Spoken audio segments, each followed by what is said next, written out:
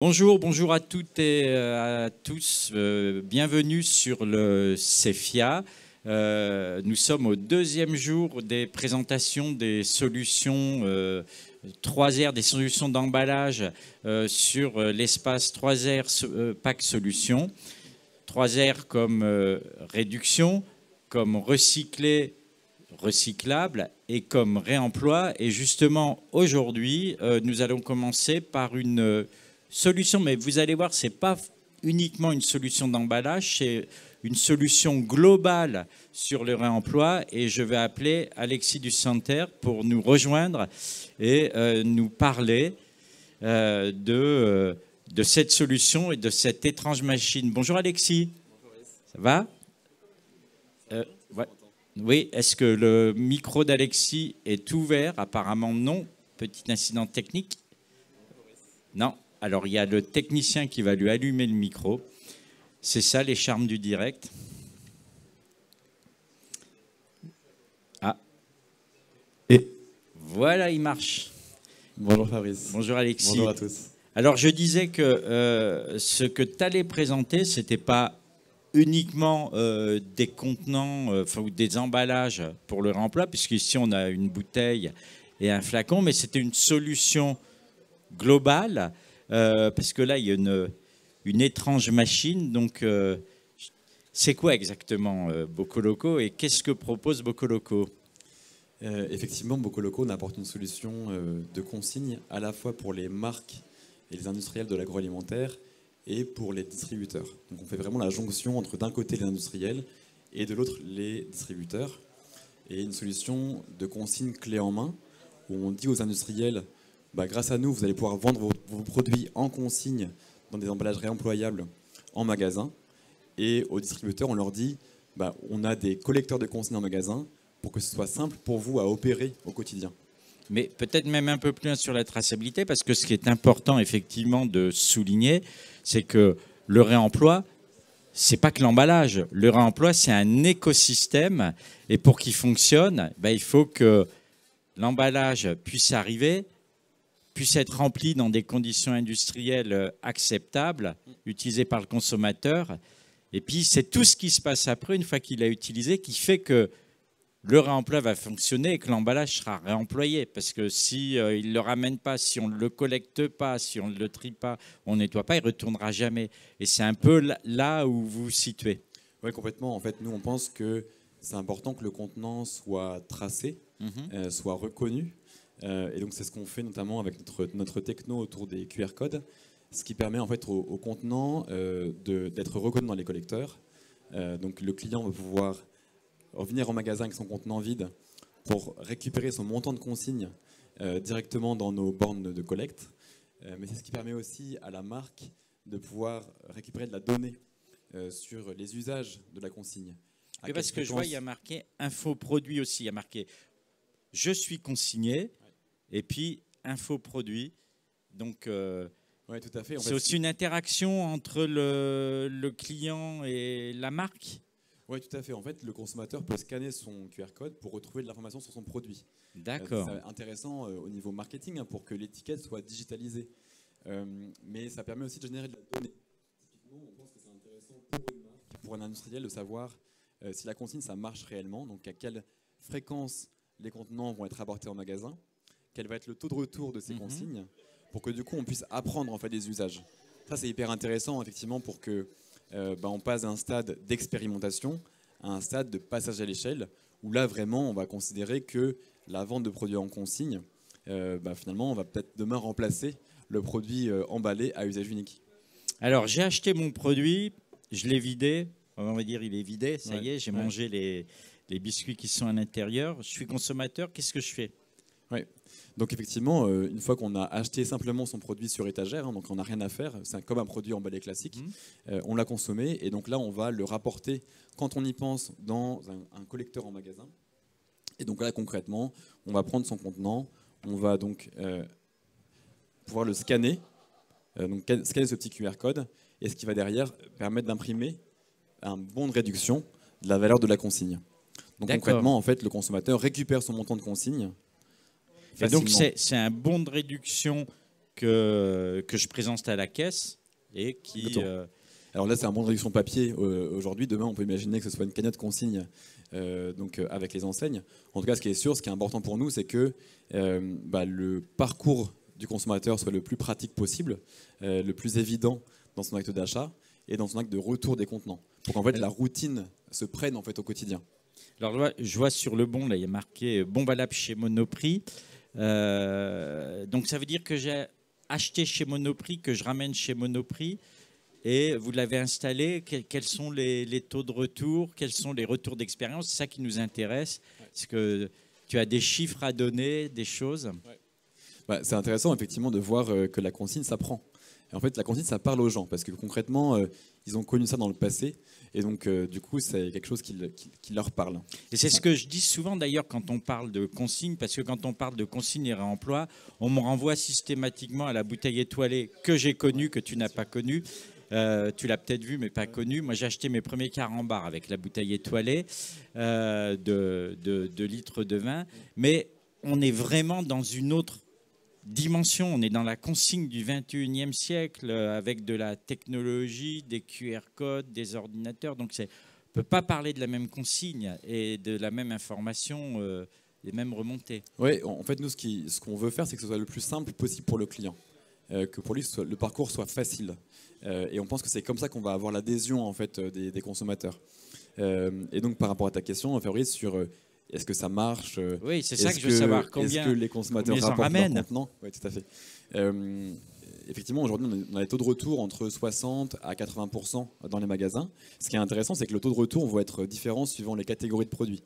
Des produits qui sont consommés fréquemment reviennent beaucoup plus facilement en magasin. Absolument. Donc pour une marque, c'est intéressant de le savoir, d'arriver à le mesurer. Et c'est ce qu'on fait aussi avec la donnée, en fait. C'est d'ailleurs une question qui m'était posée par les distributeurs qui a été posée lorsqu'on a présenté les standards de réemploi. Ouais. Quels sont les produits qui seraient éligibles au réemploi? Et j'ai répondu, ce qui est certain, c'est effectivement des produits à rotation rapide, puisque mettre des emballages réemployables dans des placards à des très longues DLC, c'est-à-dire pour stocker, ça n'a pas de sens. On ne va pas avoir des... c'est vraiment des choses qui vont tourner très très vite, quotidiennement quasiment. Oui, en fait, donc, tout ce qui est produit de fond de placard, effectivement, sont moins appétents à la consigne. Nous, on travaille sur toutes les catégories, à la fois sur l'épicerie, sur le liquide, sur l'humide. Ce qui vous permet de donner des données et d'être très très précis là-dessus. Oui, en tout cas de permettre à la marque de comprendre comment ça fonctionne et donc derrière, effectivement, avec cette donnée, elle va pouvoir mesurer réellement ce que ça veut dire, à quel point le consommateur rapporte son contenant. Et ça, pour les équipes marketing notamment, c'est intéressant. Et donc, ça commence, les distributeurs commencent à vous le demander. On sent que c'est une réalité qui est en train de prendre forme, ou ça reste encore quelque chose de la consigne et le réemploi, quelque chose d'abstrait comme une obligation? C'est très concret maintenant, effectivement, en magasin. Ce qu'on se rend compte, c'est que les distributeurs veulent y aller. On le sait, hein, il y a la réglementation qui arrive. Donc, voilà, ils n'ont pas le choix que de bouger. Ils pensent aussi que c'est complémentaire au vrac. La consigne, ça touche tout type de produits, tout type de catégorie de produits. Et donc, voilà, on voit maintenant que les distributeurs veulent... D'ailleurs, il y a même du vrac, on dit c'est complémentaire, mais ça peut même fonctionner avec le vrac, parce qu'il y a même du vrac qui propose de récupérer les contenants, de les nettoyer. Donc, ça pourrait aussi être installé. Pourquoi pas? Oui, complètement. En tout cas, ce qui est intéressant, c'est qu'on passe du stade de l'expérimentation au stade maintenant du passage à l'échelle. Et ça, c'est intéressant de se dire qu'en fait, on passe d'un simple corner à des enseignes qui peuvent imaginer avoir des produits consignés dans les rayons à la place des produits emballés. Et ça, c'est hyper intéressant, notamment dans tout ce qui est réseau spécialisé. Ils sont déjà à ce stade de maturité-là, on va dire. Et donc nous, ce qu'on fait avec Beaucoup Locaux derrière, c'est, et on n'en a pas parlé pour l'instant, c'est de gérer cette boucle de réemploi pour le compte des marques, pour que du coup, elles puissent récupérer un emballage identique à l'emballage neuf, mais qui va du coup avoir plusieurs vies. Oui. Et donc puis, ça, qui sera passé dans le centre de lavage, mais qui aura été tracé. Exactement. On parlait de ça et de savoir, bon, à minima cet emballage. Mais alors, comme le QR code est imprimé, comment on fait, comment on pourrait faire envisager que la traçabilité soit inclue proprement dans l'emballage? Parce que si j'enlève l'étiquette au lavage, je ne sais plus d'où il vient. Ça, c'est une bonne question. Effectivement, nous, aujourd'hui, on a plusieurs manières de le faire. Ça peut être soit une étiquette qui est inamovible, donc qui reste sur tous les cycles de vie du produit, ce qui permet notamment à l'industriel de savoir combien mon contenant va faire de boucles de réemploi avant d'être écarté parce qu'il est plus apte. Et donc, on travaille avec des industriels sur le fait qu'ils veulent tester justement la résistance de leur pack actuel au réemploi. Et donc, on pourra leur dire, bah voilà, vous pouvez faire 10, 15, 20... Dans la vraie vie, quoi, pas dans un laboratoire ou dans une modélisation informatique. Ça, c'est intéressant. Et l'autre, alors on a aussi d'autres industriels qui ne sont pas, qui voudraient plutôt que l'étiquette soit intégrée à leur étiquette actuelle pour ne pas avoir à resticker, par exemple. Donc ça, c'est ce qu'on propose aussi à d'autres types de marques. Ben c'est super, Alexis. Merci de ces précisions qui nous montrent bien que la révolution de l'emballage est en cours et le réemploi sera vraiment est un véritable challenge. Alors à relever, bien il commence déjà à être relevé et c'est un bon signe. Merci et à tout à l'heure. On enchaîne sur une deuxième présentation sur l'espace PAC 3R PAC Solutions. 3R pour réduction, pour réemploi, pour recyclable. PAC pour packaging primaire, mais pas que aussi, puisque l'emballage, c'est aussi de l'emballage secondaire, de l'emballage de livraison. Et là, je vais accueillir Nancy Chevalier de la société Soropac pour nous parler de cette grosse boîte en carton qui contient quelque chose de très intéressant. Bonjour Nancy. Bonjour Fabrice. Comment allez-vous? Merci à vous de me recevoir. Alors, effectivement, vous m'avez envoyé une grosse boîte en carton. Exact. Mais je vais vous demander d'avoir le micro bien haut pour qu'on vous entende. Mais à l'intérieur, il y a encore du carton. Enfin, ou du papier. Alors, il n'y a pas que du carton. Oui, il n'y a pas que, j'ai l'impression. Alors, c'est quoi exactement? J'ai le plaisir de vous présenter Renature Thermo par Soropac. Donc, Renature Thermo, c'est une innovation écologique et plus spécialement un emballage isotherme pour le transport de produits alimentaires ou médicaux qui peuvent être sensibles à des variations de température. Et donc, Renature Thermo, c'est quoi? Alors, je vais être obligée de poser mon micro de petites secondes. Attendez, je vais vous le tenir, comme Merci. Ça vous pouvez. Donc, Renature Thermo, c'est un emballage qui est composé d'un carton et de 2 panneaux. Panneaux qui sont composés donc de papier craft que vous voyez ici, des panneaux qui sont prédécoupés et qui sont à l'intérieur composés de sous-déchets, de ce qu'on appelle des coproduits d'amidon, donc qui est. Alors attendez, on va regarder parce que vous me dites. Il y a à l'intérieur, et moi, j'aime pas qu'on me dise à l'intérieur et qu'on ne voit pas. Alors, vous pouvez déchirer. Vous savez que moi, voilà, je suis un destructeur d'emballage.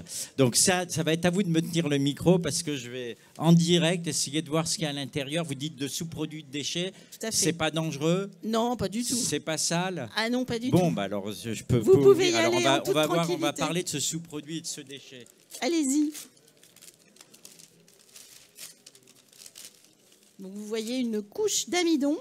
Alors, oui, comme une couche de mousse, c'est de l'amidon de quoi? L'amidon, en l'occurrence, celui-ci, donc c'est un sous-produit d'amidon de petits pois. Amidon, donc, en fait, attendez, on ne met pas des petits pois. Alors, si vous faites cuire. Petits pois chez moi. Vous faites cuire des petits pois chez vous, des pommes de terre? Oui. Ça vous arrive, Fabrice, de cuisiner? Bien sûr, bon, je suis super bon. Je suis rassurée. Donc, quand vous faites cuire vos pommes de terre, vos petits pois, qu'est-ce que vous observez à la cuisson? Que j'ai une eau trouble et qui est un petit peu épaisse. D'accord. C'est ça? Donc, vous voyez un petit peu de flotteur blanchâtre en surface de cuisson. eh bien, c'est ce qu'on récupère. Donc mais pas c'est chez ce qu'on les gens. appelle... Non, pas du tout. Chez les gros. Mais c'est pour vous donner l'image de de ce qu'est l'amidon. En fait, vous récupérez les eaux usées, enfin en tout cas ce qu'on appelle les coproduits. Voilà, les déchets qui sont dans l'eau. D'amidon de petits pois. Et on pourrait avoir d'autres types d'amidon. Vous avez de l'amidon de pommes de terre, petits pois principalement. Pour nous, c'est ce qui représente le plus gros de ce qu'on peut récupérer auprès des industriels de l'agroalimentaire qui vont faire cuire des pommes de terre en très grosse quantité et qui ont besoin justement d'évacuer ces déchets. Il faut être très clair dans notre volonté de mettre j'allais dire, de commercialiser, de produire et de commercialiser, développer des produits en biosourcés. Il n'est pas question pour nous, et ça faisait partie de notre cahier des charges, d'être en compétition avec l'alimentation humaine. Ouais. D'où cette appellation de coproduit ou sous-produit de déchets d'amidon. Alors, on a ça, effectivement, ça fait des panneaux, oui, que l'on met à l'intérieur. On a exactement un carton, deux panneaux qui sont pré-pliés, qui vont permettre, et très facile d'utilisation. Alors, je reprends... Oui, vous le remettez dedans. Voilà. Donc, en termes d'utilisation, très facile d'utilisation, puisqu'on va intégrer et ça dedans. Les 3 premiers panneaux. C'est génial, parce que ça remplace toutes des solutions qui étaient...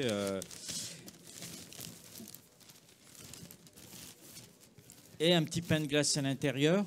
Alors, on peut effectivement, en fonction de la durée souhaitée en termes d'expédition, c'est-à-dire 24 heures, 48 heures, et du volume utile intérieur, ajouter des gel packs, c'est-à-dire des packs de solutions d'eau pour, par exemple, la plupart des produits alimentaires sont transportés en 2,8 degrés.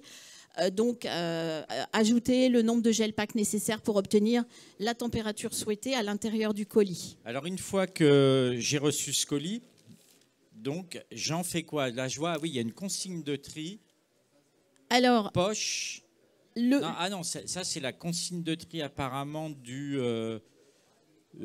metteur en marché, parce que je vois poche, bac de tri, mais j'en fais quoi? Alors, le premier souhait qu'on a pour la fin de vie de ce produit, c'est d'être réutilisé. Donc, vous allez cocher un deuxième R, le R de la réutilisation. Le but, c'est de dire, on sépare le papier de l'amidon et on peut refaire un emballage. Par exemple, vous avez vendu une lampe sur le Bon Coin, vous êtes super content, vous avez envie de réexpédier votre produit, eh bien, vous pouvez, avec l'amidon, reconstituer un emballage de protection pour un réemploi. Donc, ça va nécessiter de la communication, parce que moi, j'ai pas... moi, je déchire les emballages pour voir ce qu'il y a dedans, comment ça fonctionne, mais je vois pas un consommateur lambda se dire, comme il ne sait pas... Alors, plusieurs possibilités. Soit vous réutilisez effectivement l'emballage, ou alors, autre piste, vous souhaitez vous en séparer, et dans ce cas-là, vous pouvez mettre le papier dans la poubelle à papier, et l'amidon est biodégradable. Oui, c'est préférable. Oui. On peut ne pas le séparer et le mettre dans la poubelle. Dans le pulpeur, ça deviendra... Alors, c'est biodégradable, c'est-à-dire que je mets ça dans l'eau, ça redevient... C'est un biodégradable par compostage domestique. Donc, il est biodégradable. Donc, effectivement, il ne craint pas l'humidité parce qu'il est protégé par le papier craft. Et pour autant, effectivement, il n'aime pas non plus d'être complètement trempé par l'eau. Hein. C'est un biosourcé. Et quand je le mouille, peut-être qu'il va... Quand vous le mouillez, il va se coller légèrement. Il va se coller, puis après, exactement. Il va se dilater. Mais il ne va pas disparaître en 2 jours. Hein. Mais il ne craint pas l'humidité, mais il n'aime pas l'eau, la grande eau, effectivement. Bien, ça me semble... Il est ultra léger, point important. Oui, pour être léger, c'est léger. Et ça, c'est très important. Pourquoi? Parce que le meilleur emballage, et moi j'y suis sensible, c'est celui qui permet une réduction à la source. Donc il est ultra léger et on a souhaité un emballage très très peu consommateur de ressources. Et également... Et surtout consommateur de coproduits, de déchets. Exactement, donc, consommateur de produits de co-déchets, possible réutilisation. C'est une forme d'intégration de recyclé dans le... Exactement. Et là, le papier, c'est du... C'est du craft avec un léger enduit de PE donc pour justement lui permettre... Une induction de PE, et le craft, c'est du recyclé. Il est recyclable, et à l'avenir, je pense qu'on aura effectivement une évolution du papier vers un papier recyclé. Mais c'est un papier recyclable. Bah, tout ça me semble super clair, Nancy. Merci, Fabrice. Merci pour cette présentation qui nous montre que l'emballage, ce n'est pas uniquement l'emballage primaire, et c'est pour ça qu'on a aussi des solutions et beaucoup de travail à faire sur l'emballage secondaire et l'emballage de livraison qui, bien souvent, est peut-être oublié dans les démarches d'éco-conception. C'est primordial puisqu'on voit qu'il y a de plus en plus d'utilisation d'emballage dans le e-commerce avec la digitalisation justement de toutes les plateformes. Le click and collect, etc.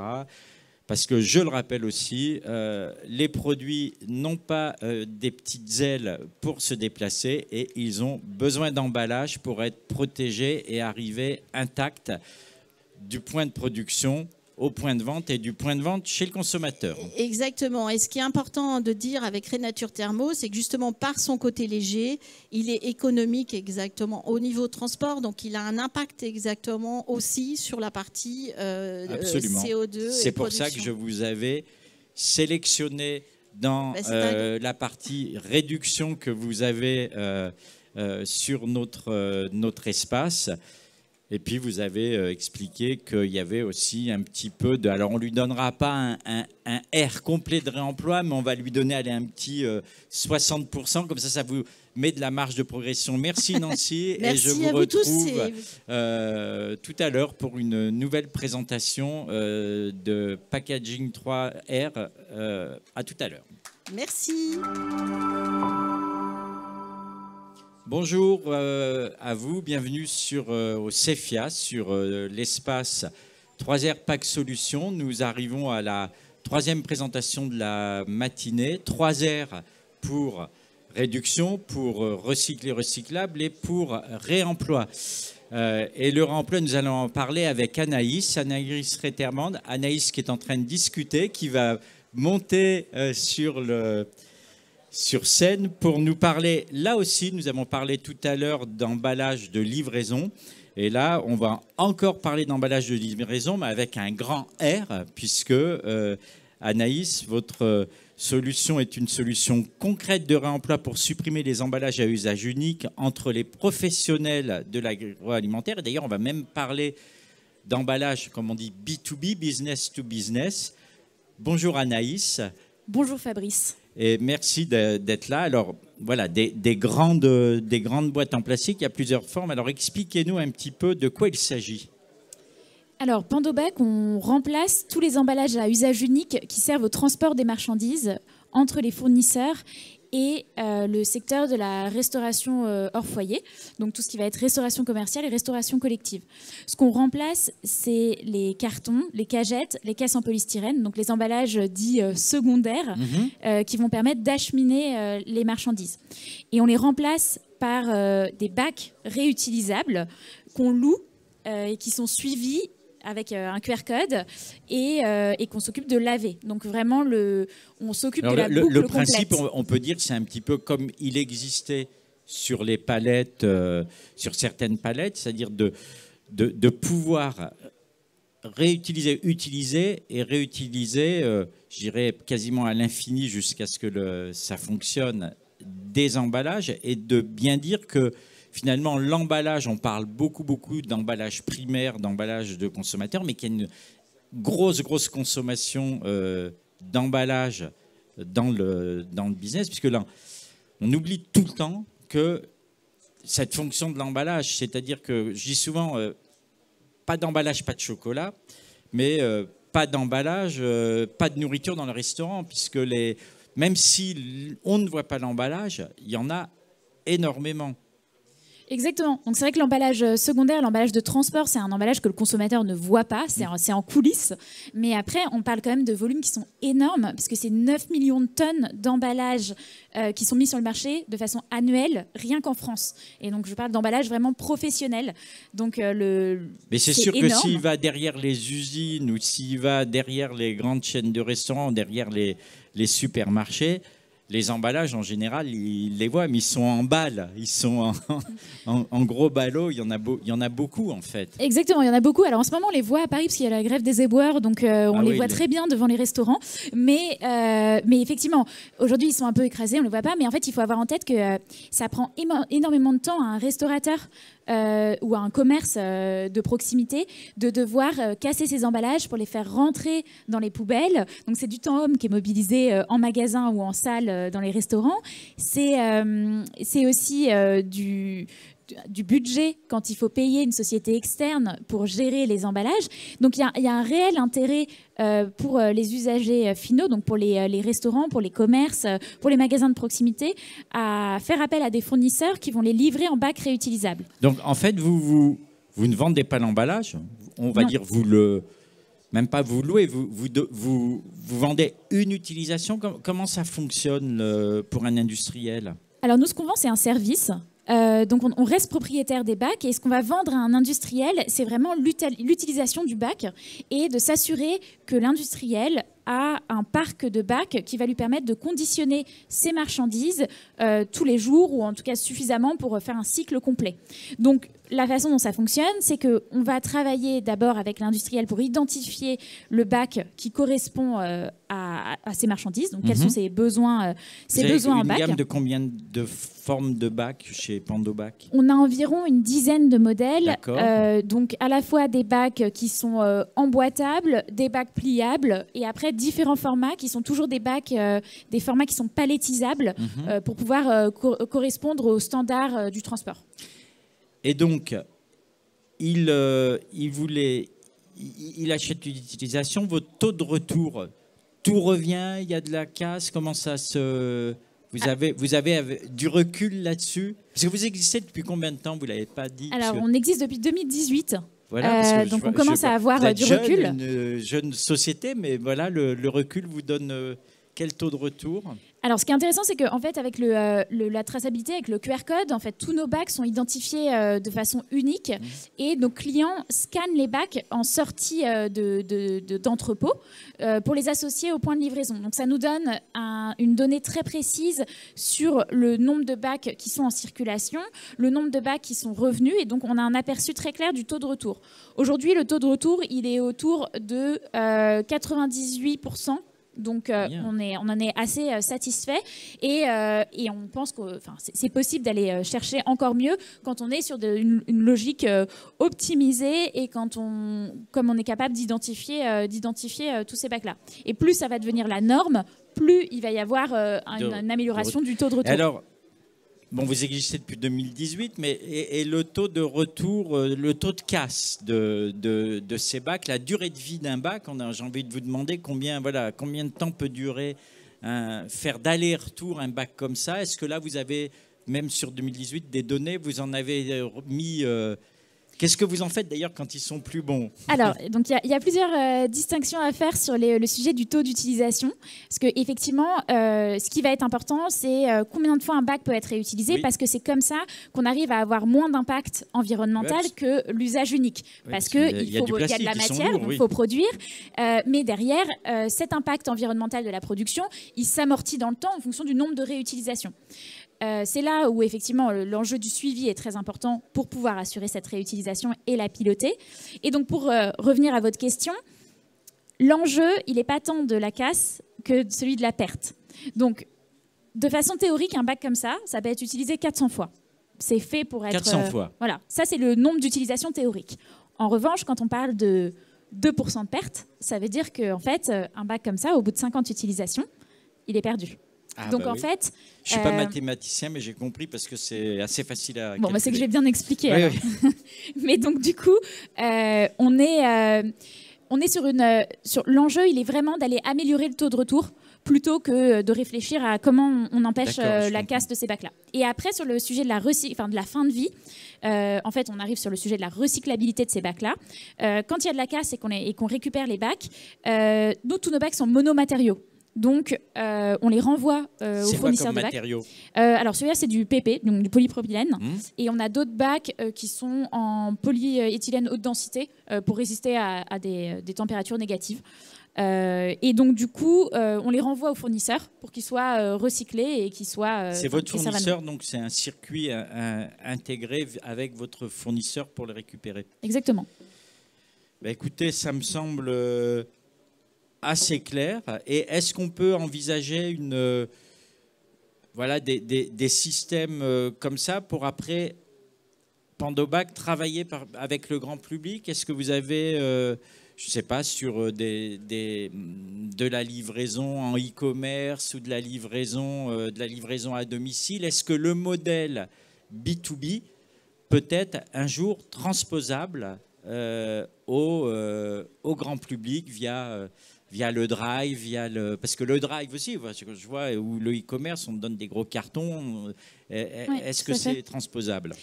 Alors, ce qui est intéressant, c'est que c'est des enjeux qui sont très proches. C'est-à-dire comme sur tout sujet de réemploi, il y a des enjeux d'utilisation, de taux de perte, de collecte pour lavage. Donc, les sujets sont proches. Mais à la grosse différence que quand ça va chez les consommateurs, c'est bien plus diffus en termes de distribution et qu'il y a un enjeu de récupération qui est assez différent puisqu'il faut du coup sensibiliser, réussir à récupérer les bacs. Donc nous, aujourd'hui, avec Pandobac, on a fait le choix de se concentrer vraiment sur le B2B. Donc sur les circuits sur lesquels il y a une récurrence qui est plus forte et où on pense qu'il y a déjà beaucoup à faire. Oui, il y a donc beaucoup. Oui, on peut imaginer que dans plusieurs années, ça sera transposable au e-commerce. Le réemploi sera bien ancré dans la tête des gens. Peut-être que ça peut devenir effectivement... Oui, tout à fait. Mais là, c'est vrai qu'aujourd'hui, nos enjeux pour Pandobac, c'est déjà de créer l'usage en B2B. Donc, vous l'avez dit, on travaille, on a beaucoup travaillé avec les grossistes de Rungis. On travaille toujours avec les grossistes de Rungis, par exemple. Parce qu'on n'a pas dit ce qu'on mettait dedans. Donc, soit fruits et légumes, mais il y avait déjà des caisses un petit peu qui existent comme ça, mais on peut mettre, vous disiez, poisson... Alors, tout type de produit. Donc, on fait... Aujourd'hui, on a beaucoup de clients en produits frais, donc des fournisseurs qui mettent du fruits et légumes. On a des bacs qui sont adaptés aux produits de la mer. Le taux moyen d'ailleurs de retour, parce que vous dites, donc je vois c'est des produits frais, donc ça veut dire qu'ils reviennent tous les combien à peu près en moyenne? Un bac qui est pris, que je vais acheter l'utilisation de ce bac, vous allez me le livrer. En gros, vous savez à peu près dans combien de temps je vais vous le rendre? Vous avez réussi à modéliser ça ou Oui, pas? alors c'est variable forcément en fonction des fournisseurs, mais en gros, nous, on est en moyenne, on est sur des circuits où le bac, il fait une rotation en à peu près 15 jours.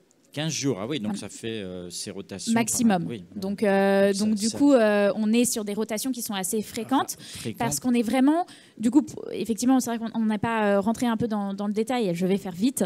Mais du coup, concrètement, quand on loue un bac réutilisable à un fournisseur, donc il va utiliser ce bac pour conditionner sa marchandise à l'intérieur, donc que ce soit des fruits et légumes, des produits emballés, des produits de la mer.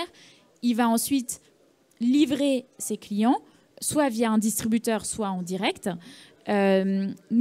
Ensuite, du coup, on va profiter de la logistique déjà existante pour récupérer les bacs dans les différents points de livraison. C'est massifié. Nous, ensuite, on vient chercher les bacs dans des points massifiés pour les laver et les remettre en circulation. Et donc, du coup, c'est vraiment ça qui va permettre... c'est ça qui va permettre d'avoir une fréquence, une bonne rotation du bac. C'est le fait qu'on puisse récupérer d'une livraison sur l'autre. Donc, nous, on développe vraiment les bacs sur des circuits où il y a une forte récurrence d'achat et une forte récurrence de circulation. Donc, en fait, c'est très adapté pour de la livraison de produits frais vers des restaurants ou aussi de produits industriels vers de la grande distribution ou vers de la restauration collective, par exemple. Ben écoutez, tout ça me semble très clair. Je pense, merci Anaïs et merci pour cette présentation. Et je vous dis à tout à l'heure pour une nouvelle présentation d'emballage qui coche dans une des cases, voire plusieurs cases des 3R. À tout à l'heure. Bonjour, 4e présentation ce matin sur l'espace 3R Pack Solutions. Donc tout à l'heure, on avait des gros emballages. Là, on va passer à tout petit emballage, puisqu'on les voit peut-être à peine sur la table. Il s'agit de pots, et on va voir quel type de pot. Et là, je vais appeler Gilles Bourgin, directeur du développement de la société SGT, pour nous parler de ces petits emballages transparents. Bonjour Gilles. Bonjour à tous, bonjour. Alors, de quoi s'agit-il, ces petits pots? Enfin, on s'en doute en voyant la forme, oui. On s'en doute, mais on n'a pas l'habitude d'en voir souvent. Donc, expliquez-nous ce que c'est. Donc, la société SGT, déjà, donc fabricant de préformes et bouchons. Donc, là, alors, préforme, c'est quoi pour les gens qui ne savent pas? C'est ça. Donc, c'est l'étape d'avant de fabrication d'un pot, d'une bouteille, de beaucoup de types de conditionnement, enfin essentiellement des bouteilles et essentiellement en PET. Donc ça, c'est ça d'abord. Donc c'est ce qu'on appelle la technologie d'ISBM. Donc c'est injection, étirage, soufflage. Donc on produit une préforme en PET. Donc ça c'est un produit issu de la technologie d'injection. Et lors d'une deuxième étape sur le site de fabrication du client, on produit la bouteille ou le pot ou le flacon. C'est comme les bouteilles d'eau. Exactement la même technologie que les bouteilles d'eau, les mêmes matériaux. Le client qui est un producteur de dessert ou de yaourt, puisqu'il s'agit de pots de yaourt, va recevoir cette préforme et sur sa ligne de conditionnement va souffler, c'est ça ? C'est ça. Alors, soit il le souffle directement chez lui en interne et il embouteille à suivre, ou on peut aussi passer par un fabricant de flacons qui, lui, va souffler les préformes à façon et livrer les pots finis à l'industriel. Alors, quelle grande différence il y a entre ces pots et les pots qui existent déjà, qu'on a depuis des années, sachant il existe des pots... papier carton, il existe des pots plastiques Le premier objectif dans notre cas, c'était vraiment de proposer une alternative aux pots traditionnels verts, fabriqués donc en verre, avec donc un positionnement plutôt premium. On voit qu'on est quand même on est assez proche du visuel d'un pot vert. On a la transparence du verre. Voilà. Bien. Donc on a commencé à travailler sur ces applications pot en 2018 pour un gros intervenant dans le milieu laitier qui souhaitait absolument avoir une alternative au pot vert. Alors il pèse combien le pot, la préforme? Alors actuellement on a deux versions de préforme. On a un premier. En fait la préforme c'est une première préforme dans une future gamme. Cette première préforme est prévue pour fabriquer des pots de différents contenants, de 80 à 150 ml. On aura d'autres préformes probablement par la suite. Donc, ce qui fait qu'aujourd'hui, on est sur un premier pot avec un type de colle à double collerette pour faciliter le soufflage, où là, on est sur un pot de 9 grammes. 9 grammes par rapport à un pot en verre en moyenne? Par rapport à un pot vert qui est sur un 125 ml où on sera à 80 grammes. Pardon. 80 grammes, donc on est 80 grammes, donc pas loin de 8 et 10 un rapport fois, 10 pratiquement. Oui, quoi, ouais. 1 à 10 fois moins lourd. Donc vous dites qu'avec la même préforme, c'est-à-dire que la préforme qui est là, elle permet de faire différents... Aujourd'hui, cette préforme-là, l'objectif, c'est de fabriquer des pots donc 80, 100, 125 ml. Alors 125 ml, c'est le standard. 125 et 150 ml. Donc c'est pour ça, alors on va être un peu lourd. Enfin, on ne sera pas complètement optimisé en termes de poids sur un 80 ml. Par contre, sur le 150, l'objectif, c'est de démarrer une préforme qui puisse déjà commencer à répondre à une gamme de pots. Donc le gain pour l'industriel par rapport à un pot vert, c'est un gain en logistique amont, bien sûr, puisqu'il reçoit moins de volume, parce que c'est moins gros qu'un pot. La préforme voyagera beaucoup mieux qu'un poids, et in fine aussi un gain. C'est aussi solide, c'est pas cassant, c'est comme les bouteilles. Ah, je pense que c'est tout à fait incassable. C'est tout à fait incassable. Justement, c'est un des gros arguments. Je ne vais pas l'écraser et montrer pour essayer de... vous pourriez peut-être l'écraser, mais non, je doute... Non, parce que là, on va me dire que c'est pas bien. Des fois, je les fais tomber, mais là, je vais pas chercher à l'écraser. Ils sont tellement mignons. Ils sont trop jolis. Ils sont beaux, ouais, ils sont très très beaux. Et c'est vrai que vous n'êtes pas le premier à utiliser le qualificatif de mignon. Oui, ils sont assez... C'est vrai que c'est quand je les ai reçus et vus, vu, je l'ai trouvé assez élégant.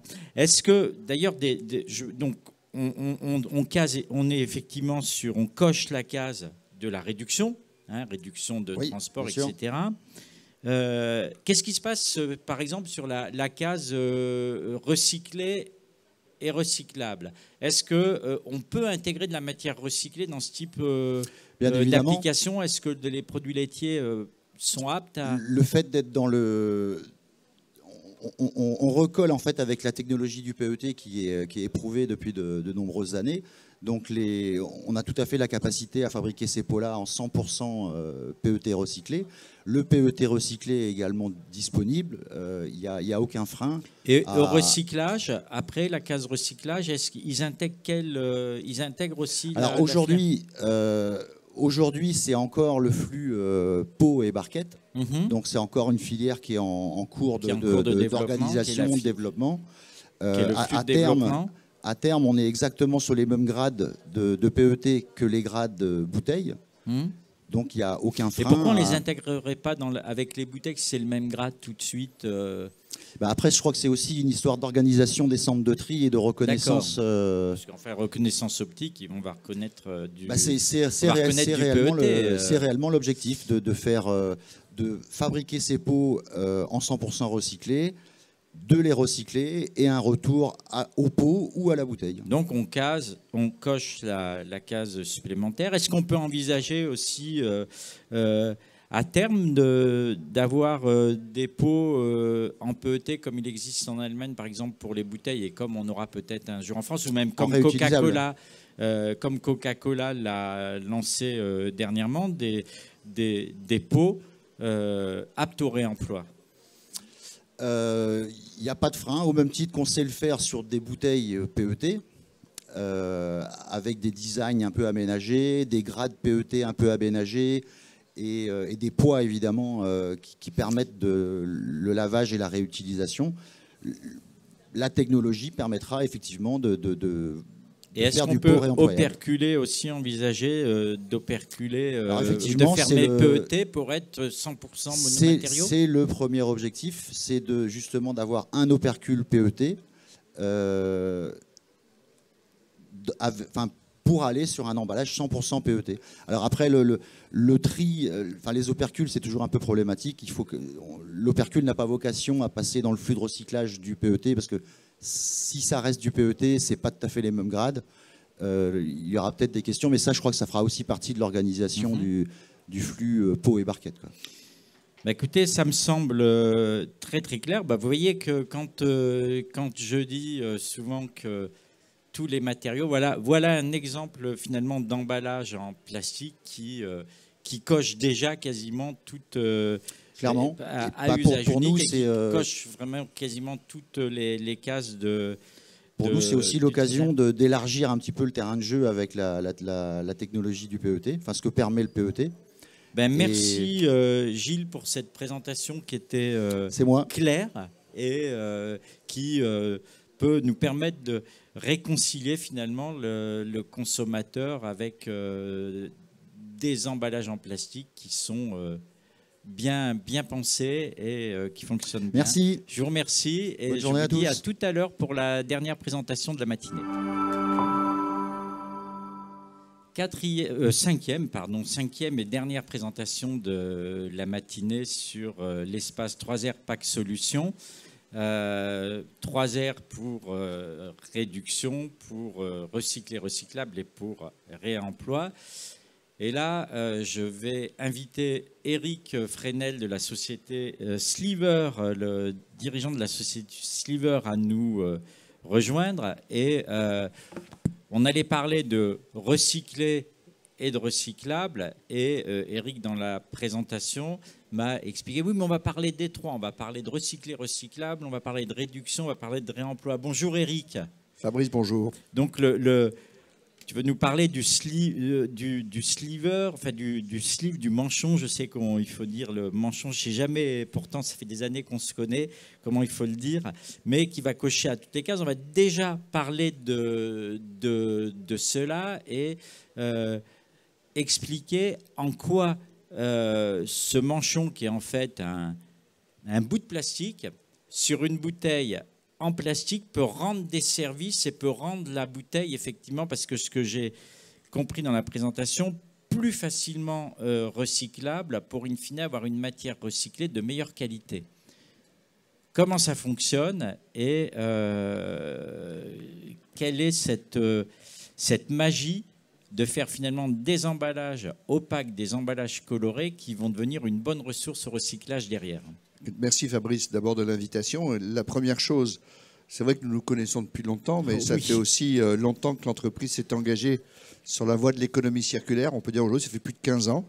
Ça fait 15 ans qu'on a investi dans l'objectif en tant que fabricant de notre technologie. C'est finalement, on fabrique une étiquette qui a un avantage fantastique. Cette étiquette, elle se pose sur un emballage, que ce soit pour être professionnel, des flacons en PET ou en PP ou en PEHD, mais c'est une étiquette qui ne colle pas. Donc à partir du moment où on va arriver à séparer le flacon, la bouteille de son étiquette, on peut clairement revaloriser pleinement l'emballage. Donc dans cette vision, il y a une quinzaine d'années aujourd'hui, on s'est investi pour construire des réponses dédiées en fonction de chaque emballage primaire. L'emballage primaire, c'est le flacon en PET, la bouteille en PEHD, la boîte en polypropylène. Donc notre Graal, c'est celui-là, c'est une conquête par type d'emballage. Elle ne se colle pas, c'est pour ça que certains emballages, par exemple en PEHD, j'en vois dernièrement, même des emballages recyclés gris, hein, on a vu sur une marque, je ne me souviens plus de laquelle, de produits pour les WC, on a du recyclé gris et avec un manchon autour et une petite languette pour l'enlever, pour le séparer. Donc c'est au consommateur de faire le job, mais je crois que ce n'est pas aussi, dans certains cas, nécessaire d'enlever le manchon pour pouvoir recycler l'emballage. Je crois que ce qui est important, c'est que tu dis manchon, je dis sleeve, parce que sleeve, c'est un produit mondial. Et aujourd'hui, on a des sources d'inspiration chez les Japonais ou chez les Américains, et même une Europe qui est très en avance. Donc, selon les trois thématiques qui sont réduction, recyclage, réemploi, il n'y a pas de solution universelle. Chaque marché, par chaque typologie d'emballage, va venir faire son shopping pour construire son produit selon son cahier des charges. C'est exactement ce que je dis depuis le début. Ici, on n'oppose rien à rien, car la solution idéale, si elle existait, je pense qu'il y a un moment que tu la commercialiserais et que tu la connaîtrais, mais il y a des solutions, chaque solution ayant ses avantages et ses inconvénients, et aussi chaque solution répondant à des stratégies RSE des metteurs en marché. J'en ai parlé, je ne veux pas en reparler, j'en ai beaucoup parlé, j'en parle dans mes visites guidées. Donc, le sleeve, on va l'appeler comme ça, parce que je crois que sinon c'est 5 € à chaque fois. C'est-à-dire que là, tu deviens international. Quand tu dis manchon, tu restes au niveau de la planète France. Donc on prend le sleeve va permettre d'amener différentes solutions. Là, je vois qu'il y a deux solutions. Il y en a une qui s'appelle LPPE et une LDPET. Alors, c'est terrible comme les professionnels peuvent utiliser des vocabulaires ou des acronymes où personne ne comprend rien. Moi, j'ai un peu compris parce que bon, LDPET, il y a marqué PET. Tu as mis 15 ans quand même pour qu'on arrive à s'aligner sur les acronymes. Donc, je vous fais simple parce que là, tu m'as pris le dernier. C'est le dernier né de la maison, celui-là. Ouais, alors là, c'est l'avant-dernier, mais il n'est pas vieux non plus. Bah alors, mais moi, ce qui m'intéresse, c'est la nouveauté. Voilà, alors ça, c'est tout nouveau. Ça sera introduit, je dirais, pour la première fois au salon d'Interpack, qui est le salon mondial des technologies d'emballage. C'est pas la première fois. Là, c'est process alimentaire et technologie. Emballage, c'est vraiment que l'emballage à Interpack. Mais tu as raison. Alors, donc ici, on est sur une bouteille en PET. C'est ce que présentait monsieur tout à l'heure. Donc, on est sur une résine. Cette résine permet de souffler à partir d'une préforme. On a un flacon. Ce flacon, aujourd'hui, il est transparent ou opaque. Là, la bouteille dessus, elle est transparente. Voilà. Donc, elle est du flux clair du PET. C'est du une flux super clair. Ressource Donc là, on est sur une ressource. On peut donner deux chiffres que tout le monde comprenne bien, mais les experts me corrigeront à date parce que ça fluctue beaucoup. Mais le kilo de résine vierge aujourd'hui pour fabriquer une bouteille PET, c'est à peu près, encore aujourd'hui, 1 300 € la tonne, c'est ça ? Pour les spécialistes. Les spécialistes le font. Tandis que la résine PET recyclée 100%, on est à plus de 1 900 €. Donc, c'est-à-dire qu'aujourd'hui, 100% de recyclé coûte très nettement plus cher que des résines vierges. C'est un peu l'aberration du système. Oui, pour corriger ça, il faut augmenter le flux. Et augmenter le flux, c'est avoir des bouteilles PET transparentes par opposition aux bouteilles PET opaques blanches. Moi, c'est celle que je préfère dans mon CITOM. Elle est transparente, c'est celle qui me rapporte le Donc, plus. Problème de fond, c'est pourquoi les industriels veulent des bouteilles opaques? Parce qu'il faut protéger le produit et son contenu, c'est-à-dire protéger la lumière, du rayonnement, pour ne pas modifier les formulations, l'organoleptie du produit. Donc l'idée... Et communiquer. Et donc de communiquer. Donc l'idée, on a développé un sleeve, donc une étiquette qui est blanc opaque, qui permet d'assurer cette propriété barrière, mais qui a la même signature... Barrière à la lumière. Barrière lumière. Mais qui a la même signature de contrôle dans les chaînes de recyclage. C'est-à-dire que dans mon centre de tri, elle va arriver, cette bouteille qui est une bouteille opaque, elle va être détectée par absolument. Et elle va être... C'est une bouteille elle va être engagée dans le flux PET clair. Avec le PET clair. Comment ça marche? Très simplement, on utilise ce qu'on appelle une caméra infrarouge qui va lire le spectre. C'est-à-dire le PET a un spectre. D'accord, une carte d'identité, et notre étiquette, elle a la même carte d'identité. Alors vous allez dire, ouais, mais vous allez manger une étiquette blanche avec un flacon transparent. Non, parce qu'à un moment donné, cette bouteille-là, quand on l'a triée, on va la recycler. Pour la recycler, on va la broyer, on va faire ce qu'on appelle des pellets ou des flocons. Et la qualité de ce produit, c'est qu'on va faire une séparation par densité. Un PET, c'est lourd, ça coule, alors que l'étiquette est là, c'est une étiquette qui est légère et qui flotte. Flottaison, hein. Donc flottation, absolument. Ouais. Et cette flottation se démarche dans des cyclones. On va mécaniquement, par ce flux, séparer le produit qui coule et le produit qui flotte. Ce qui permet finalement d'avoir des bouteilles colorées sans colorer. Alors on peut parler de couleur, de décor ou de marque, mais ou de fonctionnalité de protection à la lumière. On a une barrière lumière, on a une bouteille qui est dans un flux clair, et on n'a pas de compromis sur l'image de marque produit, qualité, imprimabilité, photo, super etc. Ressource, Et une super ressource. Et ce qui est plus important, et je crois que c'est le vrai claim, comme disent les Américains, c'est d'avoir une recyclabilité boucle fermée, c'est-à-dire de la bouteille, on refait une bouteille. Et ça, c'est l'aspiration aujourd'hui des industriels, des recycleurs, mais surtout, c'est l'aspiration des politiques et de nos organisations européennes. Donc on est là, on est dans un recyclage, moi je rajoute toujours recyclage close loop, c'est-à-dire de la bouteille, je refais de la bouteille. Et petite question, la flottaison, le manchon, le sleeve, excuse-moi, le LDPET, on en fait quoi? Il est après ça, c'est chez les recycleurs. Dans le rapport, c'est-à-dire que y a pas grand-chose. Un sleeve, c'est 1,5 g. Donc 1,5 g pour un flacon qui peut faire 8, 10, 12, 15 grammes. Donc on est sur un rapport poids-volume qui est ridicule. Ce film, donc, puisque c'est un film, il est récupéré.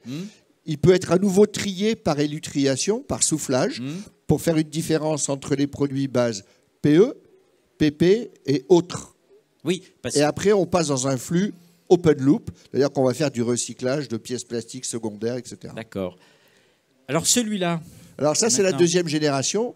C'est-à-dire que ce qu'il faut comprendre, et c'est ce que disait monsieur tout à l'heure, le gros du volume de l'industrie, c'est la bouteille PET, et c'est d'abord sur cet axe-là qu'on va concentrer nos énergies. 60% de la volumétrie des emballages plastiques en Europe, c'est du PET et le PET boisson. D'accord ? Donc, on s'attache d'abord à fermer cette valorisation, c'est-à-dire faire une remontée maximum des flux en close loop.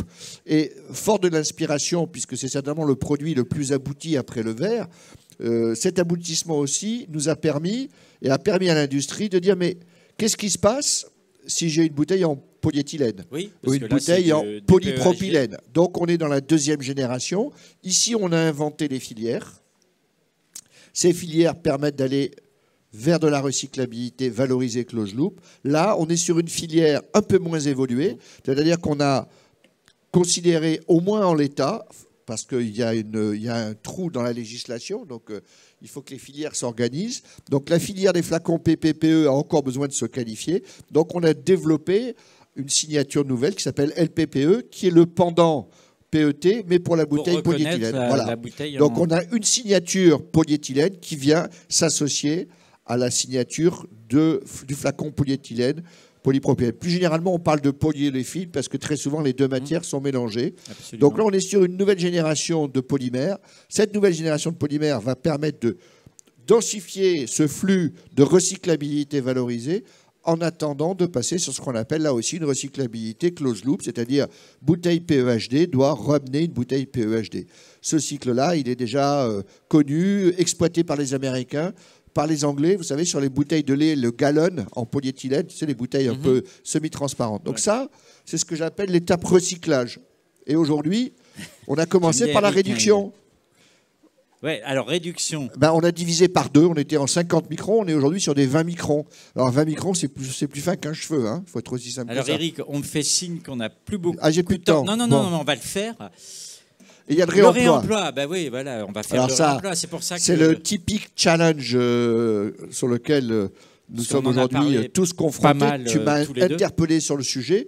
Donc la notion du réemploi, c'est pour moi un cycle d'apprentissage aujourd'hui. Oui. Donc me rapprocher de ces sociétés qui ont cette vision, dans cette approche, comment on va les aider à faire du réemploi sur du pot vert, à faire du réemploi sur de la bouteille PET multicycle. Donc là-dessus, on va rester sur un cycle qui est peut-être un peu plus simple, c'est-à-dire comment peut-on le plus simplement possible retirer cette étiquette enlevable, Oui, parce que enlevable. ce qui est intéressant dans le sleeve, et qui m'interpelle dès le début, et c'est pour ça que j'ai interpellé il y a déjà quelques années Eric sur le réemploi, c'est qu'il n'y a pas de colle. Non.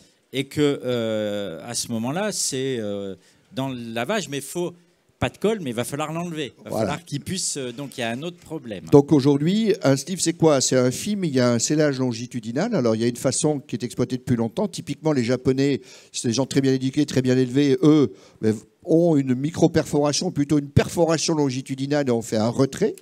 Et donc aujourd'hui, on a développé des technologies de perforation avec Citeo, avec d'autres grandes marques comme Danone, où on a élaboré des principes de perforation par enlèvement pour que ce soit traité peut-être par le consommateur, mais aussi par ce qu'on appelle le debelling, c'est-à-dire par principe d'écrasement, brossage. On arrive à retirer cette étiquette. Alors là, on est dans mécaniquement dans le centre, dans le recyclage. Dans mais le dans flux le réemploi, recyclage. il va falloir Voilà. qu'on ait une machine ou quelque chose. Dans le réemploi, il y a deux façons. Il y a une façon qui peut être mécanique, par séparation mécanique, et il y a une deuxième façon qui est une façon plus chimique, où on va plutôt chercher à dissocier les composants de notre produit pour les amener naturellement au contact d'un lavage ou autre à se séparer. Merci Eric. Voilà. On voit que c'est toujours en ébullition chez Sliver. Je vous rappelle que ces solutions sont présentées, j'en ai pas parlé, dans les ouvrages de la révolution de l'emballage et qui sont présents ici. Et je vous dis à cet après-midi pour 5 nouvelles séances de présentation d'emballage qui cochent sur 1, 2, voire 3 des 3 R comme ceux que nous venons de voir à l'instant. Merci.